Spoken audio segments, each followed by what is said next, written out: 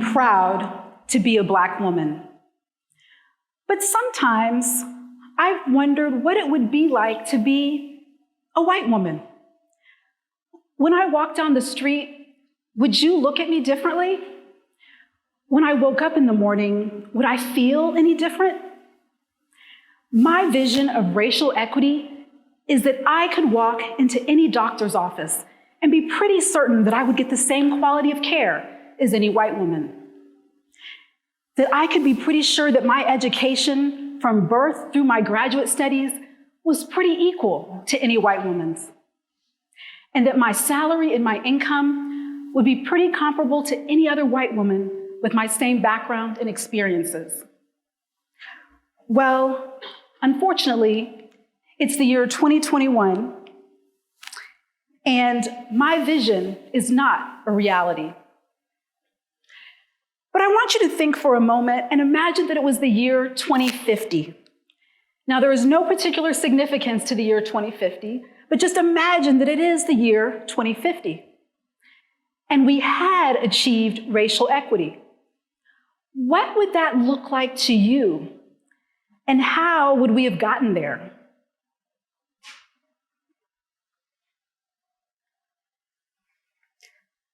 Unfortunately, I think a lot of people believe that we will never reach racial equity. But I think that we can, if we consider these two things. Number one, we need to set a goal and be intentional about reaching racial equity at both macro levels and micro levels. And number two, we need to believe that it's actually possible. So let's start off with some definitions. Equality is when you give everyone the same thing and expect them to be on the same playing field. Equity is when you give people what they need to be on the same playing field. And liberation is when you remove all of the barriers completely. White privilege is the idea that someone who has white skin possesses more advantages in society simply for being white. Allyship is when a more powerful or dominant group helps those of a marginalized group in the interest of justice in general. Allyship can occur between any two people. It doesn't have to be a white person and a Black person. And diversity is having a seat at the table. Inclusion is having a voice. And belonging is having that voice be heard. I consider myself a product of the civil rights movement because my parents grew up in the civil rights era. Everything that their parents did before them, they're working, they're struggling within the system, outside of the system, helped them get where they were. And my generation and beyond, we've all benefited from all those struggles and everything that previous generations have learned. I remember so distinctly when I was growing up, it was so important to my mother that I understand and learn Black history. And it wasn't just the facts that I learned through watching countless documentaries or speeches or reading books, but it was the idea that we can't know where we're going unless we know where we've been. And that is so critical for racial equity.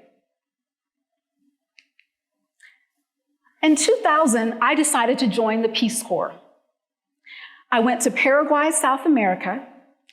In Paraguay, they had been under a dictatorship for several decades, and they decided to bring in the Peace Corps to help with that transition to a democracy. So I was involved in their democracy building projects. We did everything from start student governments to help work with radio stations, to work with women's groups. Within the Peace Corps structure, I helped create organizations for volunteers so we could learn more about each other. We could learn more about African American culture as well as Paraguayan culture. But when I walked down the street, oftentimes Paraguayans made fun of me, they laughed at me, they stared at me. And at first, I thought it was racism. As an African American young woman growing up in the US, I had never experienced that treatment before. But over time, I came to realize that it was actually ignorance. But the most disheartening thing about that treatment was to know that it was American media that was partly responsible for the way they saw African Americans. If you don't realize that a lot of, what our books and our TV and our movies from the 30s up until at that time it was early 2000 through the 90s often depict African Americans in a negative light. For my time in Paraguay, I consider myself as somewhat of an ally.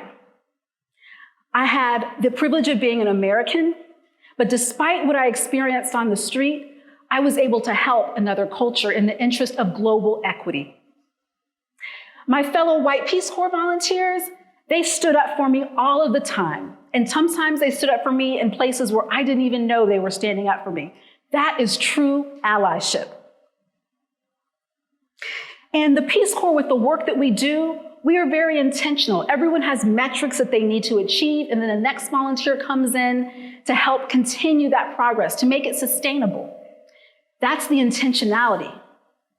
And by nature of us being Peace Corps volunteers, we want to save the world. We believed in the work that we were doing. That's intentionality, setting a goal, and that's believing that we can make it happen. A few years after I returned from the Peace Corps, I was pursuing my master's degree at the George Washington University, and I was writing my master's thesis on the lack of Black congresspeople from Virginia.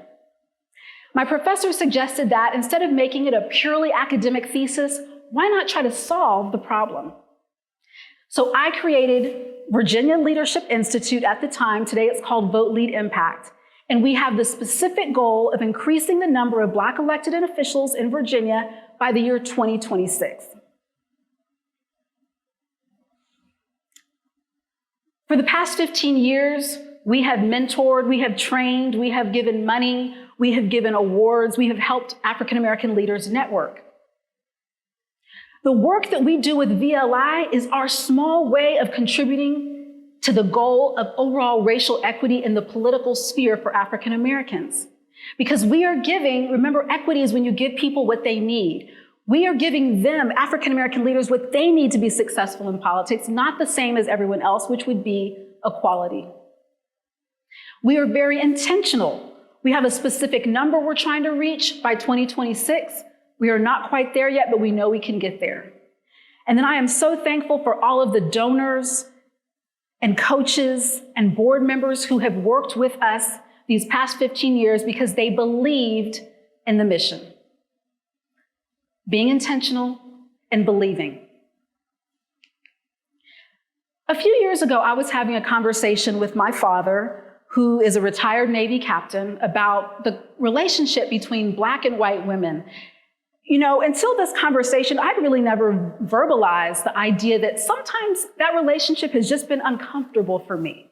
And I've actually seen it among other Black women and white women, but I never really verbalized it.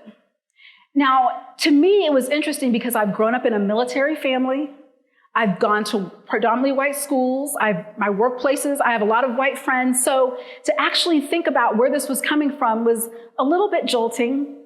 But my father and I talked about the fact that this dynamic between Black and white women began in slavery.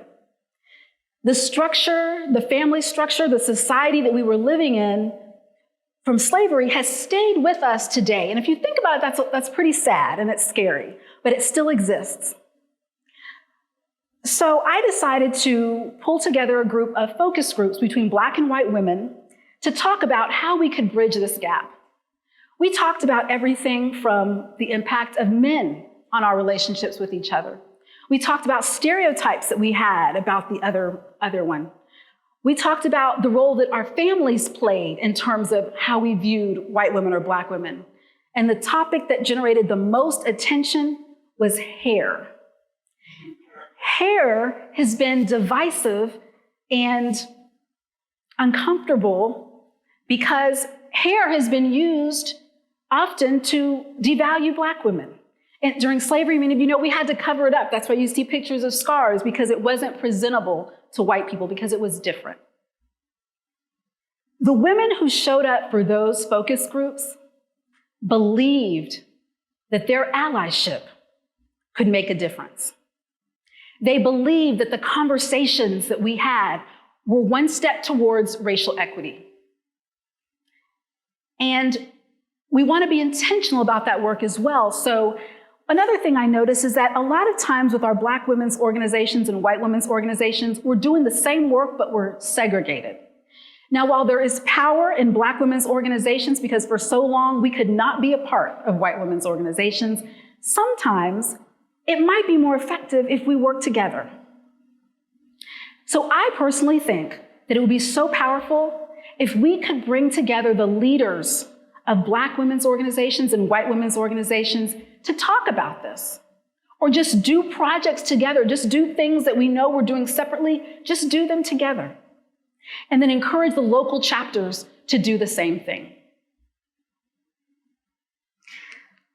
So a lot of you are saying, I've read the books, especially last year, I've been to all the conversations, I have Black friends, I'm doing a lot, what else can I do?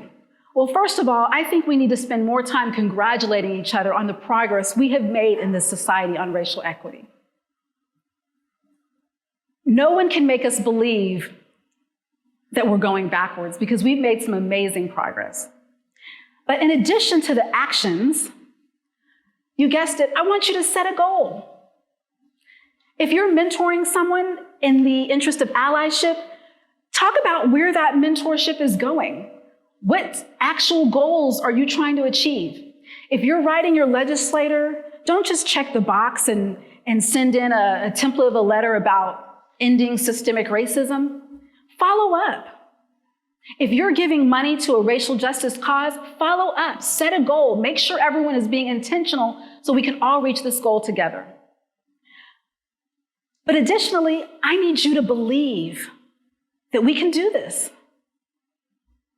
If you've ever noticed, sometimes when one person believes something, it's contagious. It gains energy. That's the ripple. Again, I want you to imagine that it's the year 2050, and we have achieved racial equity. What role did you play in getting us there? Thank you.